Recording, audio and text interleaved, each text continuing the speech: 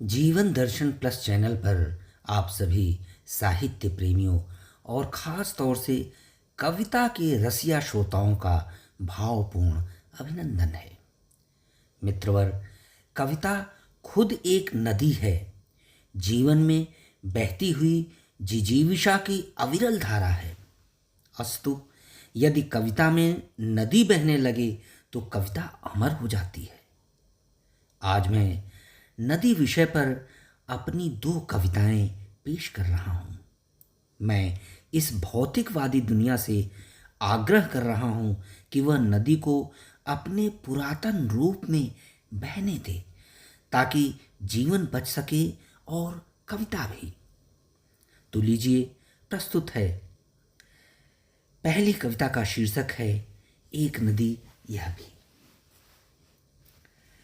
जिन राजमार्गों राजवीथियों पर सभ्यताओं के फलने फूलने पर सूर्य पूरे दिन उत्सव मनाता था, चंद्रमा अलमस्त चांदनी का सरगम बजाता था। जिन राजमार्गों राजवीथियों पर सभ्यताओं के फलने फूलने पर सूर्य पूरे दिन उत्सव मनाता था, चंद्रमा अलमस्त चांदनी का सरगम बजाता था, वहां लोग गुत्थम गुत्थ बह रहे हैं। तरल बहते लोगों से सड़ांध उठ रही है। संस्कृतियों के कल्पतरुओं का कहीं अता पता नहीं है। आखिर जिन तरुओं की जड़ों में दीमक लग गए हों, उनकी बचने की उम्मीद कैसे की जा सकती है। दुख है कि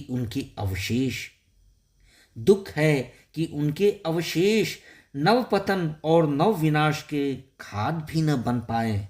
उन विषैले पुष्पहीन फलहीन पौधों के जिन्हें छूना तो घातक है ही, देखने सूंघने भर से कांटे चुभ जाते हैं। लोग बाग बहते रहने के उन्माद में भूल जाते हैं कि वे पर्वतीय सड़कों से उतरकर सैकड़ों हजारों गज नीचे सचमुच सचमुच सचमुच मिथक बन चुकी नदियों के कंकाल में बहने लगे हैं। लोग बाग बहते रहने के उन्माद में भूल जाते हैं कि वे पर्वतीय सड़कों से उतरकर सैकड़ों हजारों गज नीचे सचमुच मिथक बन चुकी नदियों के कंकाल में बहने लगे हैं। दूसरी कविता है नदी का दुख।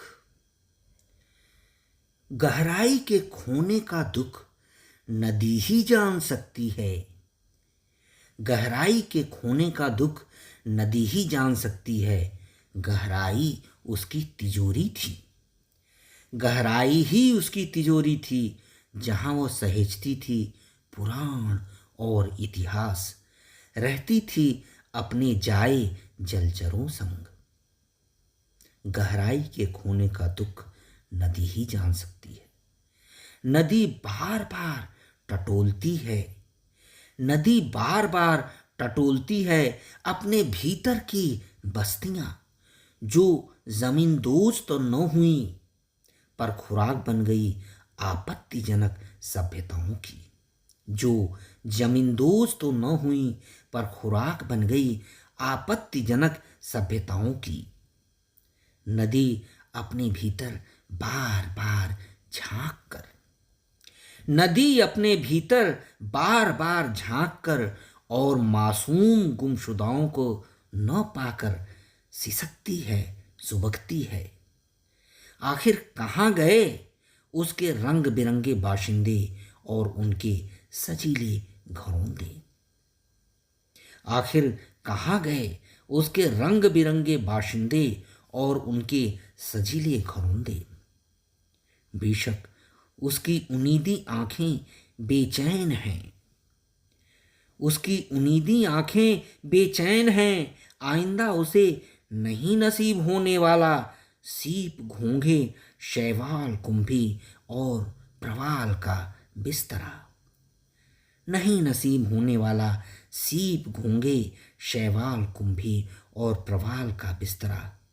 तो क्या वह आखिरी सांस तक ताकती रहेगी टुकुर टुकुर, ताकती रहेगी टुकुर टुकुर, देखती रहेगी दिवा स्वप्न गए बीते अपनों के वापस आने के।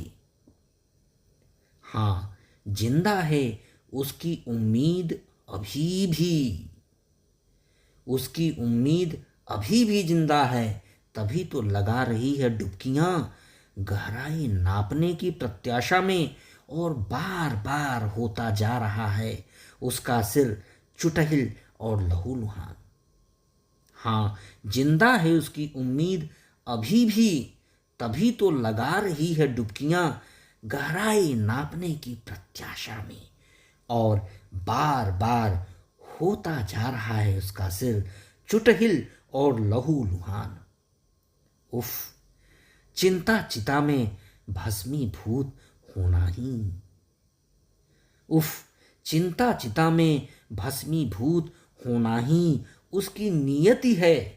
अपनी दोनों ओर बाहें फैलाए सतत प्रयासरत है कि कहीं उसकी शेष गहराई भी तब्दील न हो जाए मानो बस्तियों में। उफ, चिंता चिता में भस्मीभूत होना ही उसकी नियति है। अपनी दोनों ओर बाहें फैलाए सतत प्रयासरत है कि कहीं उसकी शेष गहराई भी तब्दील न हो जाए मानो बस्तियों में। धन्यवाद।